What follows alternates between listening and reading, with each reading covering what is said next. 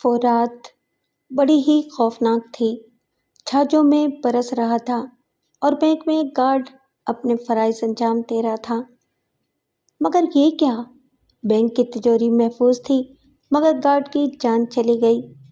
کیا یہ ڈکیتی تھی یا پرانی دشمنی کا کوئی خوفناک راز؟ آئیے ایک پولیس آفیسر کی ڈائری سے ایک سبق آموز سچی کہانی سنتے ہیں جس کا عنوان ہے آستین کے سانپ۔ آئیے کہانی کا آغاز کرتے ہیں۔ اس روز صبح سے مطلع ابر آلود تھا اور رات بھر وقفے وقفے سے بارش برستی رہی تھی۔ ستمبر کا مہینہ اختتام کے قریب تھا اور بارش کی وجہ سے موسم میں خنکی محسوس ہو رہی تھی۔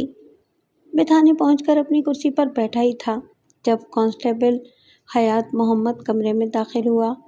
اس نے ادب سے سلام کیا، ایک اہم فائل میرے سامنے رکھی اور کرسی پر بیٹھ گیا۔ مجھے اس تھانے کا چارج سنبھالے ہوئے ابھی 1 مہینہ ہی ہوا تھا۔ تھانے کا عملہ مختصر سا تھا اور یہ پرسکون علاقہ تھا۔ ابھی تک چھوٹی موٹی وارداتوں کے علاوہ کوئی بڑا کیس تھانے تک نہیں پہنچا تھا۔ کافی عرصے کے بعد مجھے اتنی فراغت نصیب ہوئی تھی۔ اس سے پہلے میں جہاں تعینات تھا وہاں جرائم کی شرح اس علاقے کی نسبت بہت بلند تھی اور اسے کنٹرول کرنے کے لیے مجھے بہت وقت اور محنت صرف کرنی پڑی تھی۔ یہی سوچتے ہوئے میں نے حیات محمد سے کہا، یہ علاقہ تو بڑا پرسکون ہے۔ مجھے اس تھانے کا چارج سنبھالے ہوئے مہینہ ہو چکا ہے مگر کوئی کیس نہیں آیا۔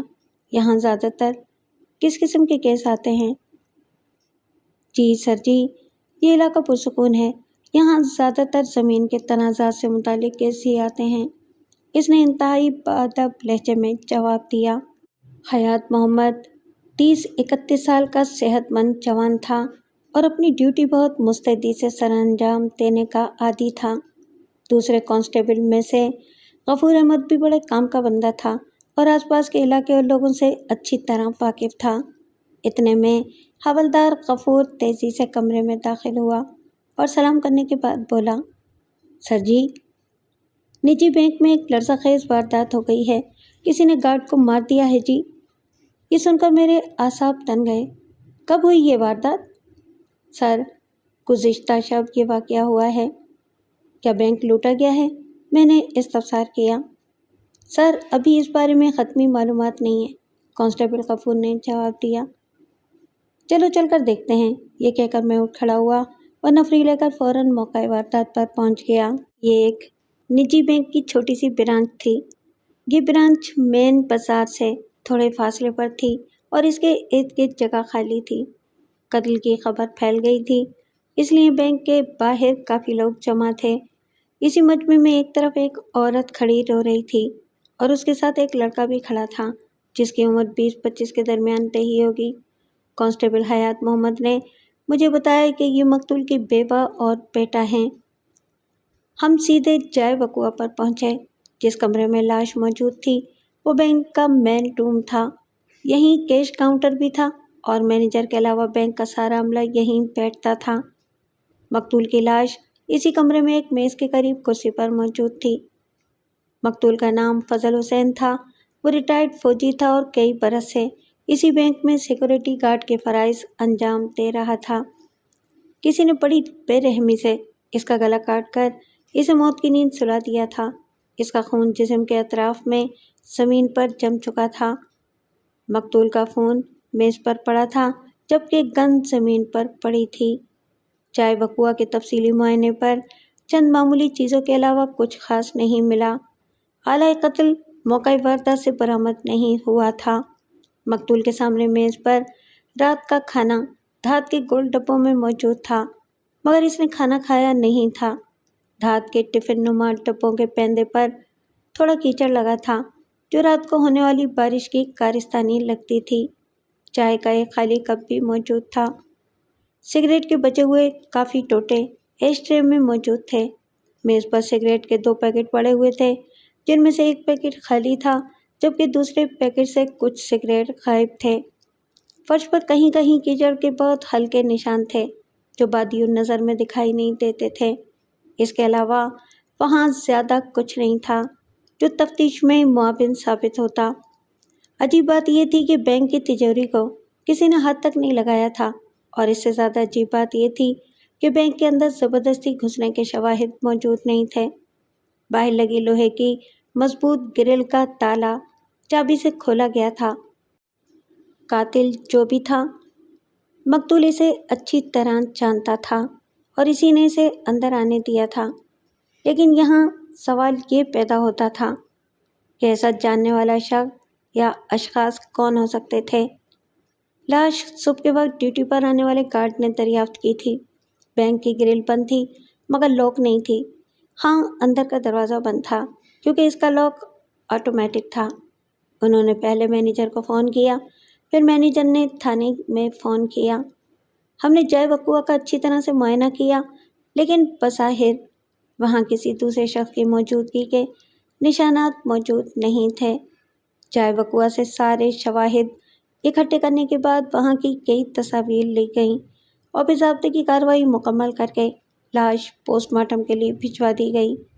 جائے وقوع سے فارغ ہونے کے بعد میں نے سب سے پہلے مینیجر سے بات کرنے کا فیصلہ کیا۔ مینیجر کا نام جہانگیر فاروقی تھا اور وہ درمیانی عمر کا باریک شخص تھا۔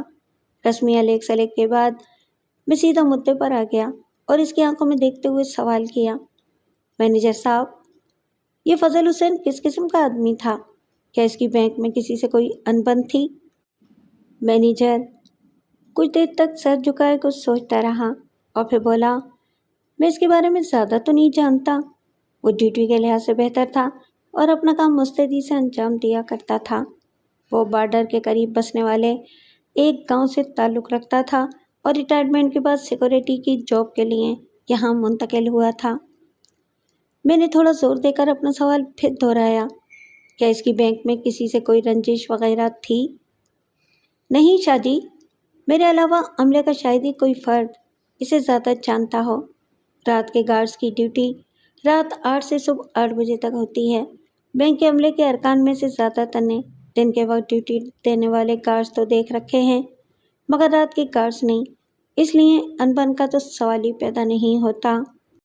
بینک کی مین ڈور کی چابی کس کے پاس ہوتی ہے؟ جی صرف گارڈ کے پاس ہوتی ہے، مگر بینک کبھی مکمل بند ہوتا ہی نہیں کیونکہ گارڈ 24 گھنٹے اندر موجود رہتے ہیں۔ کیا رات کے وقت ایک ہی گارڈ ڈیوٹی پر موجود ہوتا ہے؟ میں نے بال کی کھال اتارنے کے انداز سے پوچھا۔ نہیں شاہ جی، رات کے وقت 2 گارڈ ڈیوٹی دیتے رہتے ہیں اور اسی طرح دن کے وقت بھی 2 گارڈز ڈیوٹی پر ہوتے ہیں۔ تو پھر کل رات فضل حسین ڈیوٹی پر اکیلا کیوں موجود تھا؟ میں نے مینیجر سے تیکھے لہجے میں سوال کیا۔ اصل میں بات مجھے بھی صبح پتہ چلی ہے۔ بینک کی حفاظت کی ذمہ داری ایک پرائیویٹ سیکورٹی کمپنی کے ذمے ہے۔ یہ چھوٹی سی برانچ ہے، اس لیے کمپنی ایک گارڈ سے بھی کام چلا لیتی ہے۔ بینک کے اندر اس وقت کتنی کیش رقم رہی ہوگی؟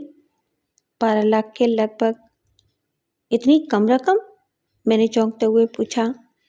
جناب والا، ہمارا بینک چھوٹی برانچز میں 10-12 لاکھ سے زیادہ رقم نہیں رکھتا۔ اگر رقم اس سے بڑھ جائے تو شہر کی سینٹرل برانچ میں بھیج دی جاتی ہے۔ ایک سیکورٹی وین اسی دن آ کر پیسے لے جاتی ہے۔ کیا گارڈ رات کو باہر نکلتے ہیں یا کسی کو اندر آنے کی اجازت ہوتی ہے؟ میری معلومات کے مطابق دونوں ہی باتوں کی اجازت نہیں ہے۔ صرف بینک کا عملہ ہی کسی کام کے سلسلے میں رات کے وقت بینک میں داخل ہونے کا مجاز ہے۔ مینیجر سے بات کرنے کے بعد میں سوچ میں پڑ گیا۔ ایک گارڈ بیمار پڑتا ہے اور قاتل کو بھی پتہ چل جاتا ہے کہ فضل حسین اکیلا ہے اور قاتل اس موقع سے فائدہ بھی اٹھانے میں کامیاب رہتا ہے۔ کیا اس میں دوسرے گارڈ کا ہاتھ ہو سکتا ہے؟ صرف وہی بینک کے اندر آسانی سے داخل ہو سکتا تھا۔ میں نے حیات محمد کو کہا کہ وہ سیکورٹی کمپنی سے رابطہ کر کے دوسرے گارڈ کا پتہ معلوم کرے اور اسے جلد سے جلد تھانے میں حاضر ہونے کے لیے کہے۔ مینیجر کے بعد میں نے بینک کے دیگر عملے سے بھی تفتیش کی مگر ان کے جوابات بھی تقریباً مینیجر سے ملتے جلتے تھے۔ وہ اس کے بارے میں زیادہ نہیں جانتے تھے۔ پھر میں نے کانسٹیبل غفور کو مقتول کی بیوی اور بیٹے کو لانے کا حکم دیا۔ کچھ دیر بعد وہ دونوں روتے ہوئے میرے سامنے آ کر کھڑے ہو گئے۔ عورت کی عمر 50-55 کے قریب تھی اور وہ مقتول فضل حسین سے عمر میں کافی کم لگتی تھی۔ اس کا بیٹا لمبے بالوں والا دراز قد اور تنومند جوان تھا۔ اس نے ایک کان میں بالی پہنی ہوئی تھی اور شکل سے ہی اوباش قسم کا جوان لگتا تھا۔ بعد ازاں حاصل ہونے والی معلومات کے مطابق سغرا بی بی مقتول کی دوسری بیوی تھی اور اس کا یہ بیٹا پہلے شوہر سے تھا۔ اس کی پہلی بیوی سکینہ بی بی ایک بیٹے اور بیٹی کے ساتھ گاؤں میں ہی رہائش پذیر تھی۔ میں نے رسمی علیق سلیق کے بعد اس وحشیانہ قتل پر افسوس کا اظہار کیا اور پھر مدعے کی بات پر آتے ہوئے بولا، کل رات فضل حسین گھر سے کس وقت نکلا تھا؟ جی، وہ رات 7:30 بجے ڈیوٹی کے لیے گھر سے نکلے تھے اور رات کا کھانا وہ ساتھ لے گئے تھے۔ کیا تم نے آخری بار اسے بھی دیکھا تھا؟ جی تھانے دار صاحب، اس نے مختصراً جواب دیا۔ بی بی، کیا تمہارے شوہر کی کسی سے کوئی انبن، کوئی دشمنی وغیرہ تھی؟ میں نے نرم لہجے میں سوال کیا۔ وہ کچھ دیر تک سوچتی رہی، پھر بولی، چھوٹے موٹے جھگڑے تو ہوتے رہتے تھے۔ ان کا اپنے بھائی کے ساتھ زمین کے سلسلے میں تنازع چل رہا تھا۔ اس کے علاوہ وہ کچھ کہتے کہتے رک گئی۔ اس کی ہچکچاہٹ دیکھ کر میں نے نرم لہجے میں اسے ٹٹولا۔ اس کے علاوہ کیا بی بی؟ دیکھیں، مجھے تمام تفصیل بتا دیں تاکہ ہم قاتل کو پکڑ سکیں۔ وہ ہچکچاہٹ کا شکار تھی، مگر اس کے کچھ بولنے سے پہلے ہی اس کا بیٹا افضال بول پڑا، بیبے چپ کیوں ہو؟ سرکار یہ اسی کا کام ہوگا۔ افضال ماں کی خاموشی پر غصے سے تل ملاتا ہوا بولا، اوئے پھنے خان، جب تجھ سے پوچھا جائے تب منہ کھولنا۔ اس کے اچانک دخل اندازی پر پیچھے کھڑے کانسٹیبل غفور نے اسے پیچھے سے دبکا لگایا۔ اس کی یہ حرکت مجھے بھی ناگوار گزری تھی، مگر وہ کوئی کام کی بات بتانا چاہ رہا تھا، اس لیے میں نے یہ حرکت نظر انداز کر دی اور اسے گہری نظروں سے دیکھتے ہوئے بولا، کس کی بات کر رہے ہو؟ کیا تمہیں کسی پر شک ہے؟ اس نے گہری سانس لی اور آنسو پونچھتے ہوئے بولا، یہ یقیناً ریاضے کا کام ہوگا جی۔ وہی ابے کو دھمکی لگا کر گیا تھا کہ وہ اسے دیکھ لے گا۔ کون ریاضہ؟ پوری بات بتاؤ، میں نے اپنا لہجہ حد الامکان نرم رکھتے ہوئے سوال کیا۔ میرے لہجے کی نرمی کو دیکھتے ہوئے اسے اپنا مدعا بیان کرنے میں آسانی ہوئی اور وہ بولا، ریاضہ میرے تایا کا لڑکا ہے جی، میری بہن غزالہ سوتیلی، اس کی منگ تھی۔ یہ رشتہ بچپن میں طے ہوا تھا، بعد میں ابے اور تائے کے درمیان زمین کے سلسلے میں پھٹا ہو گیا اور بات اتنی بڑی کہ ابے نے یہ منگنی توڑنے کا فیصلہ کر لیا تھا، مگر ریاضے نے اس بات کو انا کا مسئلہ بنا لیا۔ وہ ہر حال میں غزالہ سے شادی کرنا چاہتا تھا۔ اسی سلسلے میں پچھلے ہفتے وہ اپنی بیبے کو لے کر ہمارے گھر آیا تھا۔ ابے نے کہا تھا کہ جب تک اس کا باپ زمین کے تنازع کے حل کے لیے اس کی بات نہیں مانتا تب تک یہ شادی نہیں ہو سکتی اور وہ یہ رشتہ ختم ہی سمجھے۔ ایک توقف کے بعد وہ پھر گویا ہوا۔ ریاضہ یہ سن کر آگ بگولا ہو گیا تھا جی، اس کی آنکھوں میں خون اتر آیا تھا اور اس نے غصے میں ابے کو تڑی لگائی تھی کہ غزالہ کی شادی ہوگی تو اسی کے ساتھ، پھر چاہے جو بھی ہو، جو اس کے راستے میں آئے گا وہ خود ذمہ دار ہوگا۔ تو یہ بات ہے، میں نے چونکتے ہوئے گمبھیر لہجے میں کہا۔ یہ ریاض رہتا کہاں ہے؟ لو جی، وہ یہیں پاس ہی رہتا ہے جی، یہاں سے کچھ دور ہی اس نے اپنے چائے کا کھوکا کھول رکھا ہے اور رات کو وہی بینک میں چائے دینے آتا تھا۔ اس کی یہ بات سن کر میں چونک پڑا اور مجھے چائے کا خالی کپ یاد آ گیا جو مقتول کے سامنے میز پر پڑا تھا۔ افضال کا بیان کچھ اور کہانی سنا رہا تھا، یہ تو دوسرے گارڈ سے زیادہ اہم مشتبہ تھا۔ میں نے 2 سپاہیوں کو ریاض احمد کو لانے کے لیے بھیج دیا۔ کچھ دیر کے بعد وہ خالی ہاتھ واپس آ گئے۔ انہوں نے بتایا کہ ریاض کھوکے پر موجود نہیں ہے۔ کھوکے پر کام کرنے والے لڑکے نے بتایا ہے کہ وہ کچھ دیر پہلے ہی افراتفری میں کہیں گیا ہے۔ ہم اس لڑکے کو ساتھ ہی لے آئے ہیں جی۔ یہ سن کر کانسٹیبل غفور بولا، مجھے تو لگتا ہے کہ وہ بھاگ گیا ہے سچی۔ ہو سکتا ہے یہی بات ہو۔ 2 کانسٹیبلز اس کے گھر بھیجو اور اس لڑکے کو بلاؤ۔ ریاض کے کھوکے پر کام کرنے والا 12-13 سال کا دبلا پتلا سا لڑکا تھا اور یہاں لائے جانے پر سہما ہوا تھا۔ میں نے نرم لہجے میں سے سوال کیا، کیا تم جانتے ہو ریاض کہاں گیا ہے؟ نہیں صاحب، وہ کسی کا فون سن کر اچانک ہی کھوکے سے باہر نکل گئے تھے، پھر واپس نہیں آئے جی۔ اچھا یہ بتاؤ، کل رات کو ریاض بینک میں آیا تھا؟ جی صاحب، ان کے چاچا نے فون کیا تھا اور وہ خود چائے لے کر گئے تھے۔ اس کے جواب نے مجھے چونکا دیا تھا۔ وہ کتنی دیر کے بعد لوٹا تھا؟ میں نے جھٹ پوچھا۔ صاحب، کافی دیر کے بعد لوٹے تھے۔ درست وقت تو نہیں معلوم صاحب۔ کیا واپسی پر وہ کچھ پریشان تھا؟ میں نے پھر پوچھا۔ نہیں جی، مجھے تو پریشان نہیں لگے، وہ لڑکا بولا۔ ٹھیک ہے تم جاؤ، اور اگر ریاض واپس آئے تو اسے کہنا کہ سیدھا تھانے پہنچے۔ اس کے بعد میں باقی کارروائی مکمل کر کے تھانے پہنچ گیا۔ سپاہیوں نے واپس آ کر اطلاع دی کہ ریاض محمد گھر پر بھی موجود نہیں تھا۔ اس کے بارے میں پڑوس میں کسی کو کچھ معلوم نہ تھا۔ اس کا مطلب یہی تھا کہ وہ روپوش ہونے کے لیے بھاگا تھا، اور اس کی یہی حرکت میرے شک کو مزید تقویت دے رہی تھی۔ میں نے اس کی تلاش کے احکامات جاری کر دیے اور ساتھ ہی چند کانسٹیبلز کی ڈیوٹی لگائی کہ وہ اس کے جاننے والے رشتہ داروں اور دوستوں کے گھروں میں اسے تلاش کریں۔ ساتھ تھانے کے مخبروں کو کام پر لگا دیا کہ وہ اپنی آنکھیں کھلی رکھیں اور اس معاملے سے جڑی چھوٹی سے چھوٹی خبر ہم تک پہنچائیں۔ اس کے بعد مجھے اس دوسرے گارڈ کا خیال آیا۔ اس گارڈ کا کیا بنا؟ میں نے حیات محمد سے استفسار کیا۔ سر جی، وہ رات سے شہر کے اسپتال میں ہے، شاید صبح واپس آ جائے، حیات نے جواب دیا۔ اگر کل تک وہ واپس نہیں آیا تو ہم خود اس کی زیارت کے لیے جائیں گے۔ گارڈز کے روزانہ کے معمولات جاننے کے لیے اس سے بات چیت بہت ضروری ہے۔ پھر میں نے کانسٹیبل غفور کے ذمے ایک کام لگایا کہ وہ مقتول کے گاؤں جائے اور مقتول کی بیوی، بیٹی اور اس کے بھائی سے اس معاملے پر بات چیت کریں۔ پھر اسے متنبہ کرتے ہوئے کہا، ہو سکتا ہے کہ ریاض بھاگ کر گاؤں میں ہی چھپا ہوا ہو، اس لیے اپنی آنکھیں کھلی رکھنا۔ غفور کے جانے کے بعد حیات محمد آفس میں داخل ہوا اور بولا، سر، مقتول کے فون سے انفارمیشن حاصل کر لی گئی ہے۔ اس سارے معاملے میں مقتول کے فون کو تو بھول ہی گیا تھا۔ ویل ڈن حیات محمد، بتاؤ کیا تفصیلات ہیں؟ میں نے استفسار کیا۔ سر، اس رات اس کے فون سے ٹوٹل 5 کالز ہوئیں۔ 3 کالز مقتول نے کی اور 2 کالز اس نے ریسیو کی۔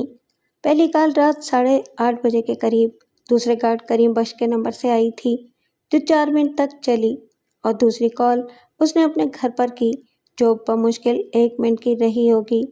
تیسری کال اس نے ریاض کو کی تھی، یہ 1 منٹ سے زیادہ کی نہیں تھی۔ کال کا وقت کیا تھا؟ جی، یہ کال 10 بجے کی گئی تھی۔ اگلی کال 11:15 بجے کی گئی تھی، جو شوکت نامی بندے کو کی گئی تھی، اور یہ کال بھی آدھے منٹ سے کم کی تھی۔ اس کا کھوکا بھی نزدیک ہی ہے۔ آخری کال اسے گھر سے آئی تھی، جو 1 منٹ کی تھی۔ اس کے علاوہ کوئی کال نہیں ہوئی جی؟ حیات محمد نے پوری تفصیل بتا دی۔ شوکت کو فوراً تھانے بلاؤ، دیکھیں تو صحیح یہ کیا کہتا ہے۔ حیات محمد نے اسے فون کر کے فوراً تھانے آنے کے لیے کہا۔ اس کا مطلب ہے کہ رات 11 بجے تک وہ زندہ تھا، اور تب تک بارش بھی نہیں ہو رہی تھی۔ بارش رات 11 بجے کے بعد شروع ہوئی تھی، جس کی وجہ سے قاتل کے لیے آسانی ہو گئی تھی۔ کیس کی تمام کڑیاں مقتول کے بھتیجے ریاض کی طرف اشارہ کر رہی تھیں، مگر ابھی تفتیش مکمل نہیں ہوئی تھی۔ پولیس اپنی پوری طاقت کے ساتھ ریاض کی تلاش میں لگی تھی۔ کئی جگہ چھاپے مارے گئے، لیکن اس کے باوجود بھی ریاض ہمارے ہاتھ نہیں آ سکا تھا۔ شوکت عرف شوکا شام کے وقت تھانے پہنچا۔ وہ 30-31 سال کا دبلا پتلا سا جوان تھا۔ اس نے آنکھوں میں گاڑھا سرما لگا رکھا تھا، بال تیل سے چپڑے ہوئے تھے۔ وہ آتے ہی ہاتھ جوڑ کر بولا، مجھے کیوں بلایا ہے سرکار؟ تیرے پیو کی بارات نکالنی تھی شوکت صاحب، تمہیں نہیں پتا فضل حسین کا قتل ہو گیا ہے؟ حیات محمد نے اسے دبکا لگایا تو وہ سہم سا گیا۔ ہاں بھائی شوکت، اس رات فضل نے تمہیں فون کیوں کیا تھا؟ تمام باتیں تفصیل سے بتاؤ، اور دیکھو کوئی بات چھپانا مت، ورنہ۔ میں نے تہکمانہ لہجے میں شوکت کی آنکھوں میں دیکھتے ہوئے کہا۔ وہ فضل حسین کے قتل سے پریشان دکھائی دیتا تھا، مگر اس کا بیان بہت مختصر سا تھا، جس کا خلاصہ یہ تھا کہ مقتول نے اس رات اسے فون کر کے سگریٹ لانے کے لیے کہا تھا۔ وہ سگریٹ لے کر وہاں پہنچا تو فضل حسین اس وقت دروازے کے پاس ہی موجود تھا۔ جب اس نے دروازہ کھولا تو شوکت کی نظر اس کے بھتیجے ریاض پر پڑی جو اندر بیٹھا ہوا تھا۔ باہر ہلکی بارش شروع ہو چکی تھی اور کھوکے پر کوئی نہیں تھا، اس لیے اس نے باہر سے ہی سگریٹ کی ڈبی پکڑائی اور واپس بھاگا۔ کیا وہ دونوں آپس میں کسی بات پر بحث کر رہے تھے یا ایسی کوئی بات ہو رہی تھی؟ میں نے پوچھا۔ سرکار، جب فضل حسین نے گریل ہٹائی تھی تب میری نظر اندر پڑی تھی، مجھے نہیں پتا کہ وہ بحث کر رہے تھے یا نہیں۔ میں نے باہر سے ہی ڈبی پکڑائی تھی، پھر اگلی صبح مجھے فضل کے قتل کی خبر ملی۔ اس کی باتوں میں بظاہر سچائی نظر آتی تھی، مگر میں نے اسے شہر جانے سے روک دیا تھا کیونکہ وہ ابھی تک مقتول کو زندہ دیکھنے والوں میں آخری شخص تھا اور ضروری نہیں تھا کہ وہ ایک ہی بار گارڈ کے پاس گیا ہو۔ اگلی صبح کانسٹیبل خیات محمد نے بتایا کہ دوسرا گارڈ کریم بخش گھر پہنچ چکا ہے، مگر ابھی بھی اس کی حالت خراب ہے۔ ادھر ریاض کی تلاش جاری تھی، مگر اس کے بارے میں کوئی خبر نہیں مل سکی تھی۔ میں نے حیات محمد کو ساتھ لیا اور پولیس جیپ میں کریم بخش کے گھر پہنچ گیا۔ موسم کے تیور ابھی تک خراب تھے، ہلکی بارش جاری تھی جس کی وجہ سے خنکی کا احساس بڑھ گیا تھا۔ کریم بخش ایک پرانے خستہ حال گھر میں رہتا تھا۔ دروازہ اس کے بیٹے نے کھولا اور ہمیں سیدھا کریم بخش کے پاس لے گیا۔ کریم بخش چارپائی پر لیٹا تھا اور اس کی حالت واقعی خراب لگ رہی تھی۔ بیماری کے باوجود وہ مضبوط اعصاب کا مالک تھا۔ وہ 60 کے لپیٹے میں تھا اور بھاری تن و توش کا مالک تھا۔ اس نے بڑی بڑی مونچھیں رکھی ہوئی تھیں۔ ہم اس کے قریب ہی موجود کرسیوں پر بیٹھ گئے۔ میرے پوچھنے پر اس نے بتایا کہ اسے فوڈ پوائزننگ ہوئی تھی جس کی وجہ سے اسے اسپتال جانا پڑا۔ وہ پوری رات وہیں تھا۔ اسے فضل محمد کے قتل کا پتہ بھی اسپتال میں چلا تھا۔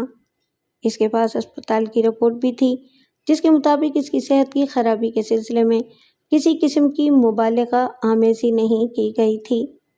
میں نے کریم بخش سے فضل حسین کی شخصیت کے بارے میں سوالات کیے جن کے اس نے تسلی بخش جواب دیے۔ اس کے مطابق فضل ایک ایماندار شخص تھا اور ڈیوٹی پر مستعد رہتا تھا اور اپنے کام سے کام رکھتا تھا۔ کریم بخش، کیا اس نے کبھی تم سے گھریلو مسائل کا ذکر کیا؟ میں نے اپنا لہجہ حتی الامکان نرم رکھتے ہوئے کہا۔ وہ تمہارا ہم پیشہ ساتھی تھا، تم ایک دوسرے کے مسائل بہتر طور پر سمجھ سکتے تھے۔ یقیناً وہ اپنے دکھ درد تمہیں بتاتا ہوگا۔ وہ کچھ دیر تک سوچتا رہا، پھر بولا، یہ تو آپ نے بڑا درست اندازہ لگایا تھانے دار صاحب۔ وہ اکثر اپنے گھریلو مسائل کا ذکر کیا کرتا تھا۔ اس کے اپنے بڑے بھائی سے زمین کے معاملے میں ان بن چل رہی تھی، اسی سلسلے میں کافی پریشان رہتا تھا۔ اس کے علاوہ کوئی ایسی بات جو اسے پریشان کرتی تھی؟ میں نے اسے کریدتے ہوئے سوال کیا۔ ہاں، وہ اپنے بیٹے افضال کے بارے میں پریشان تھا۔ وہ چاہتا تھا کہ وہ بھی اسی کمپنی میں گارڈ کی نوکری پر لگ جائے، مگر افضال اس کے لیے تیار نہیں تھا۔ اچھا، یہ بتاؤ کہ رات کی ڈیوٹی کرتے وقت کیا تم سے کوئی ملنے آتا تھا؟ میں نے مزید کریدا۔ جی نہیں سرکار، ہم رات بھر بینک کے اندر ہی رہتے ہیں اور بینک کے عملے کے علاوہ کوئی بھی بینک کے اندر قدم نہیں رکھ سکتا، اس نے آنکھیں چراتے ہوئے جواب دیا۔ کریم بخش، کیا تمہیں ہم شکل سے بیوقوف لگ رہے ہیں؟ قاتل اس کے ساتھ بینک کے اندر موجود تھا، کوئی تالا ٹوٹا نہیں تھا، سچ سچ بتاؤ۔ عملے کے علاوہ بینک کے اندر کون کون آتا تھا؟ تم نہیں بتاؤ گے تو ہم انگلی ٹیڑھی کر کے پتہ لگا لیں گے، میں نے اس بات دھمکی دی۔ یہ سن کر اس کے چہرے پر پریشانی جھلک پڑی۔ تھانے دار صاحب، میں آپ کو سچ بتا دیتا ہوں، مگر یہ بات آپ اپنے تک ہی رکھیں گے ورنہ میری نوکری چلی جائے گی۔ تم اس بات کی فکر مت کرو، میں نے اسے تسلی دی تو اس کے چہرے کی پریشانی کچھ کم ہوئی اور وہ بولا، رات کے وقت کبھی کبھی ریاض چائے دینے آتا تھا اور اندر آ کر مقتول سے تھوڑی گپ شپ کیا کرتا تھا۔ اس کی یہ بات سن کر میں چونک پڑا۔ ایک طرف تو زمین اور رشتے کے معاملے پر ان کے درمیان انبن چل رہی تھی اور دوسری طرف وہ گپ شپ لگایا کرتے تھے۔ مگر میں نے اسے ٹوکنے سے گریز کیا۔ اس کے علاوہ مقتول سگریٹ پینے کا عادی تھا اور جب سگریٹ ختم ہو جاتے تو شوکت سگریٹ وغیرہ خرید کر دینے آتا تھا، لیکن زیادہ تر وہ گیٹ سے ہی واپس چلا جاتا تھا۔ تیسرے نمبر پر ہمارے گھر والوں میں سے کوئی کھانا وغیرہ دینے آتا ہے تو وہ بینک کے اندر آ جاتے ہیں۔ ایک دن میں کھانا لاتا تھا اور ایک دن وہ، اور اس رات میری باری تھی۔ میں ایک بار پھر چونک پڑا کیونکہ کریم بخش نے انتہائی اہم بات بتائی تھی جس کا اس تفتیش سے انتہائی گہرا تعلق بنتا تھا۔ کہانی کا تجسس قائم رہے، یہ نکات بعد میں سامنے لاؤں گا۔ اچھا یہ بتاؤ کہ ریاض اور مقتول کے تعلقات کیسے تھے؟ میں نے پوچھا۔ ان دونوں کے تعلقات ٹھیک تھے جی۔ ریاض نے زمین کے معاملے میں ہمیشہ اپنے باپ کی مخالفت کی تھی اور اسی وجہ سے باپ سے ناراض ہو کر وہ ادھر آ گیا تھا۔ اور یہ پچھلے ہفتے جو ان دونوں کے درمیان جھگڑا ہوا تھا وہ کیا معاملہ تھا؟ میں نے ہنکارا بھرا۔ یہ بات تو میں بھی پہلی بار سن رہا ہوں جی، میں اس بارے میں کچھ نہیں جانتا۔ یہ سن کر میں نے اسے کڑی نظروں سے گھورا اور دھمکی آمیز لہجے میں بولا، جانتے نہیں یا بتانا نہیں چاہتے؟ لگتا ہے کہ تمہیں تھانے کا چکر لگوانا پڑے گا۔ یہ سن کر وہ ہاتھ جوڑتے ہوئے بولا، میں سچ بول رہا ہوں سرکار، پچھلے ہفتے مقتول چھٹی پر تھا، اس لیے ایسے کسی جھگڑے کے بارے میں مجھے علم نہیں ہے۔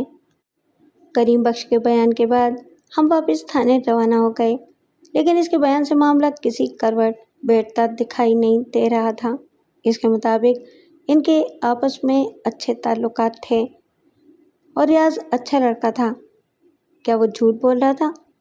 مگر اسے ریاض کی طرفداری کی کیا ضرورت تھی؟ تو پھر اس قتل کا محرک کیا تھا؟ رشتے سے انکار یا زمین کا جھگڑا یا کوئی تیسرا چکر؟ چیزیں سلجھنے کی بجائے مزید الجھ گئی تھیں۔ تھانے پہنچ کر میں نے فضل کے کیس پر پھر سے مغز ماری شروع کی۔ ابھی تک ملے سارے ثبوت ریاض کے خلاف دکھائی دیتے تھے۔ جھگڑے کے بعد بھی فضل محمد نے ریاض کو فون کر کے بلایا تھا، اور وہ اتنی دیر وہاں کیوں رکا رہا؟ کیا ان کے درمیان پھر تلخ کلامی ہوئی تھی اور بات پھر ہاتھا پائی تک پہنچ گئی تھی اور ریاض نے اس کا گلا کاٹ دیا؟ مگر وہاں ہاتھا پائی کا تو کوئی نشان ہی موجود نہیں تھا، یا پھر نشان مٹا دیے گئے تھے۔ کوئی چیز دماغ میں اٹکی تھی جو مجھے پریشان کر رہی تھی، مگر میں سمجھ نہیں پا رہا تھا کہ وہ تھی کیا۔ اگلے کئی دن تک کارروائی سست رفتاری سے آگے بڑھتی رہی۔ اس دوران بینک کے چکر بھی لگتے رہے، مگر کوئی نئی بات پتہ نہ لگی۔ اس کیس میں کئی باتیں غور طلب تھیں، مگر ریاض کے ملنے تک کیس کی تفتیش آگے بڑھنا مشکل نظر آتی تھی۔ کئی جگہوں پر چھاپے مارنے کے باوجود ہم اسے پکڑنے میں ناکام رہے تھے۔ پھر ایک روز اچانک اس کیس میں اہم پیش رفت ہوئی۔ رات کے وقت ایک نامعلوم نمبر سے کسی نے فون کر کے اطلاع دی کہ ریاض اپنے پرانے گرائیں ایک ہی گاؤں میں رہنے والے کے ڈیرے پر چھپا ہوا ہے۔ وہ ڈیرا شہر سے باہر ایک الگ تھلگ جگہ پر واقع ہے۔ اس کے بعد اطلاع دینے والے نے شاید فون مستقلی بند کر دیا تھا۔ ڈوبتے کو تنکے کا سہارا کے مصداق اس اطلاع کو میں نے سنجیدہ لیا اور خبر ملتے ہی میں نے تھانے میں نفری جمع کی اور ریاض کی گرفتاری کے لیے چھاپے کا پلان بنایا۔ ہم لوگ 2 گاڑیوں میں روانہ ہوئے۔ وہ ڈیرا ایک الگ تھلگ جگہ پر تھا، اس لیے گاڑیوں کی آواز سے وہ چوکنا ہو سکتے تھے۔ ہم نے گاڑیاں اس جگہ سے دور روکیں اور پیدل آگے بڑھے۔ اس رات بھی آسمان پر گہرے بادل چھائے ہوئے تھے، اس لیے اندھیرے میں دیکھے جانے کے امکانات بہت کم تھے۔ ہم خاموشی سے آگے بڑھتے ہوئے ڈیرے کے قریب پہنچ گئے۔ قریب پہنچ کر میں نے دیکھا کہ چند آدمی ارد گرد کی نگرانی کر رہے تھے۔ وہ ہر آہٹ پر ٹارچ کی روشنی ڈال کر چیک کرتے۔ اگر ہماری کسی حرکت سے وہ چوکنے ہو جاتے تو ریاض غائب ہو جاتا۔ ڈیرے کے آگے گھاٹیاں تھیں اور یہ لوگ علاقے کا چپا چپا جانتے ہوں گے، لیکن ہمارے مشن کی کامیابی کے لیے موسم ہر طرح سے مدد فراہم کر رہا تھا۔ اسی وقت بارش شروع ہو گئی اور وہ اندر کسی چھجے تلے چلے گئے۔ اس موقع سے فائدہ اٹھاتے ہوئے ہم تیزی سے آگے بڑھے اور قریب پہنچ کر ڈیرے کے گرد پھیل گئے۔ پھر ہم نے اچانک ڈیرے پر دھاوا بول دیا۔ ڈیرے کی نگرانی کرنے والے اچانک آئی اس افتاد سے گھبرا گئے اور جوابی طور پر کچھ نہ کر سکے۔ ان کے پاس کوئی ہتھیار نہیں تھے، وہ شاید صرف نگرانی پر ہی مامور تھے۔ ڈیرے میں ایک طرف رہائشی کمرے بنے تھے، ہم فوراً اندر گھس گئے۔ اندر وہ لوگ چھاپے سے پہلے شاید تاش کھیل رہے تھے۔ بھاگنے سے پہلے ہی سب کو دھر لیا گیا، انہی میں ریاض احمد بھی شامل تھا۔ مشن کامیاب ہو چکا تھا، ان سب کو گرفتار کر کے حوالات میں بند کر دیا گیا۔ اسی رات میں نے خیاط محمد کو بلایا اور مونچھوں کو تاؤ دیتے ہوئے حکم دیا کہ ریاض کو ڈرائنگ روم میں لے جا کر اس کی اچھی طرح سے خاطر مدارات کرے، جس میں مہمان نوازی کے اپنے خاص طریقے آزمائے اور مجھے صبح تک نتائج بتائے۔ اگلی صبح میں تھانے پہنچا تو پتہ چلا کہ کانسٹیبل غفور احمد واپس آ چکا ہے، لیکن میں پہلے ریاض کی خبر لینا چاہتا تھا۔ کچھ دیر کے بعد خیاط محمد نے اطلاع دی کہ ریاض بیان دینے کے لیے بالکل تیار ہے۔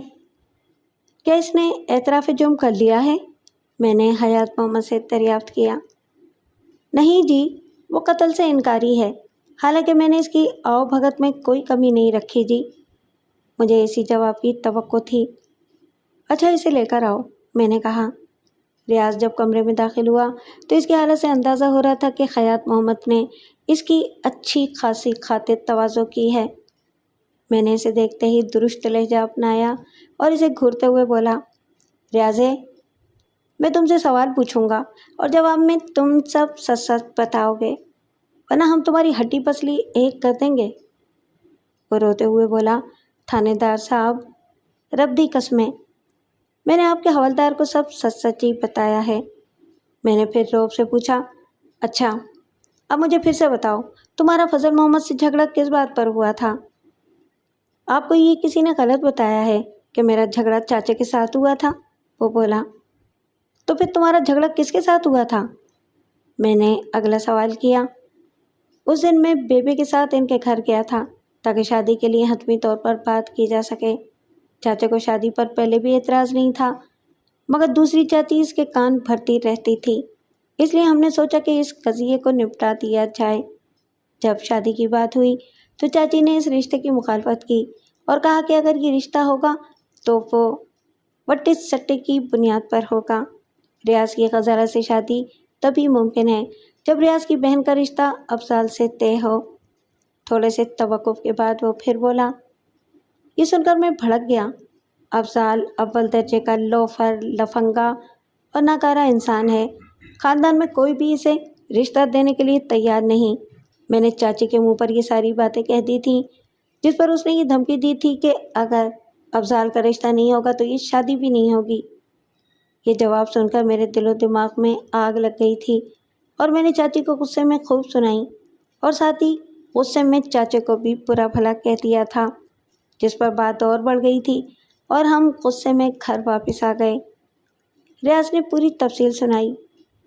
کیا اس کے بعد چاچے سے کوئی اور ٹکراؤ ہوا تھا؟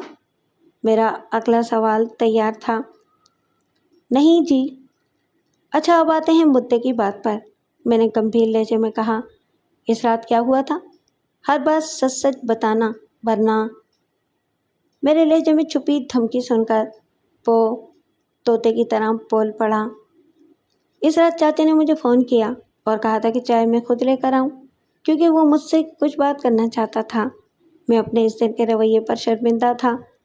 جو کچھ ہوا تھا اس میں غلطی چاچی اور افضالے کی تھی۔ چاچا نے بٹے سٹے کی بات کبھی نہیں کی تھی۔ میں نے سوچ لیا تھا کہ جاتے ہی چاچے سے معافی مانگ لوں گا، اور میں نے یہی کیا بھی، جس پر چاچے نے مجھے معاف کر دیا۔ چاچا بھی بٹے سٹے والی بات پر خوش نہیں تھا، وہ افضال سے خود بہت تنگ تھا۔ غزالہ ویسے بھی بڑی چاچی کی بیٹی ہے، افضال اور اس کی ماں کا اس رشتے سے کچھ لینا دینا ہی نہیں بنتا تھا۔ چاچا اس رشتے کے لیے نہ صرف راضی تھا بلکہ زمین کا وہ ٹوٹا جس پر تنازع چل رہا ہے وہ بھی بیٹی کے نام کرنے والا تھا۔ اس سے ابے اور چاچے کا یہ جھگڑا بھی ہمیشہ کے لیے ختم ہو جاتا۔ باقی ساری زمین وہ اپنے سگے بیٹے کے نام کرنے والا تھا۔ وہ چپ ہو گیا تو میرا اگلا سوال تیار تھا۔ اچھا، اس کے بعد کیا ہوا؟ پھر چاچے کی سگریٹ ختم ہو گئے تو اس نے شوکے کو فون کیا اور شوکا سگریٹ دے کر گیا تھا۔ یہ بات کرنے کے بعد وہ خاموش ہو گیا۔ بولتے رہو۔ اس کے اچانک خاموش ہو جانے پر میں نے اسے گھورتے ہوئے کہا، پھر کچھ نہیں ہوا جی، باہر موسم خراب ہو رہا تھا اور بارش شروع ہو چکی تھی، اس لیے میں بھاگ کر کھوکے پر جا پہنچا۔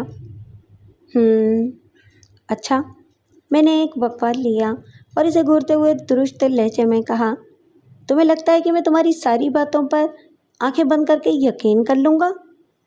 اگر قتل تم نے نہیں کیا تھا تو بھاگے کیوں؟ وہ ہاتھ جوڑتے ہوئے بولا، سرکار، جب صبح مجھے چاچے کے قتل کا پتہ چلا تو میں ڈر گیا تھا۔ میرے اور چاچے کے درمیان لڑائی ہوئی تھی اور یہ بات سب جانتے تھے، مگر پھر صلح ہو گئی تھی۔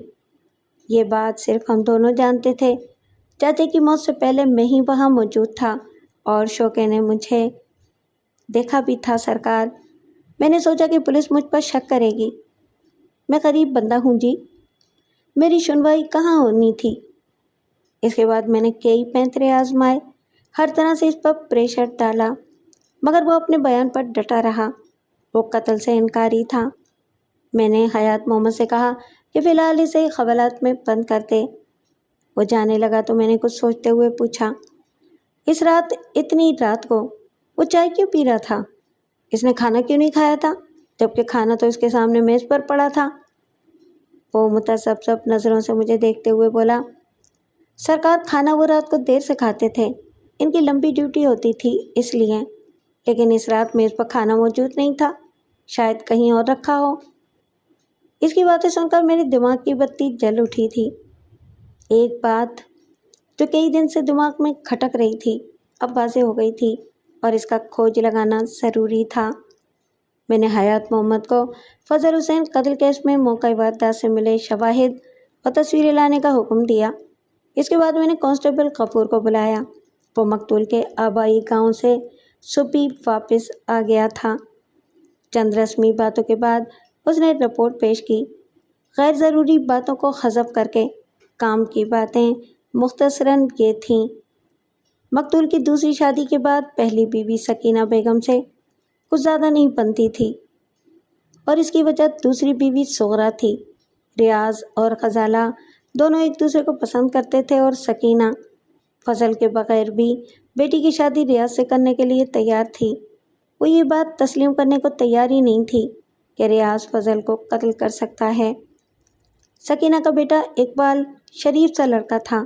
وہ گاؤں کے پرائمری اسکول میں ماسٹر لگ چکا تھا اور ساتھ ہی اس نے کریانے کی دکان بھی کھول لی تھی جو وہ شام کے وقت چلاتا تھا، مگر دکان کھولنے کے لیے اس کے پاس پیسہ کہاں سے آیا اس کے بارے میں کسی کو معلوم نہیں تھا۔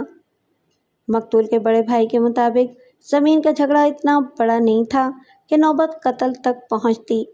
چھوٹے موٹے جھگڑے تو ہوتے ہی رہتے تھے، لیکن مقتول کے گھر کے اندر کے جھگڑے بھی کم نہیں تھے۔ افضال فضل کا سگا بیٹا نہیں تھا، اس لیے وہ اس کی بات نہیں سنتا تھا۔ وہ اول درجے کا نالائق اور نکھٹو تھا، کوئی کام نہیں کرتا تھا اور آوارہ لڑکوں کے ساتھ گھومتا پھرتا تھا۔ ماں صغرا بھی اسے روکنے ٹوکنے کی بجائے ہمیشہ اس کی حمایت کرتی۔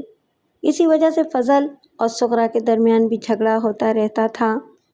مقتول نے کئی بار کوشش کی کہ افضال کسی کام پر لگ جائے، مگر بات نہیں بنی۔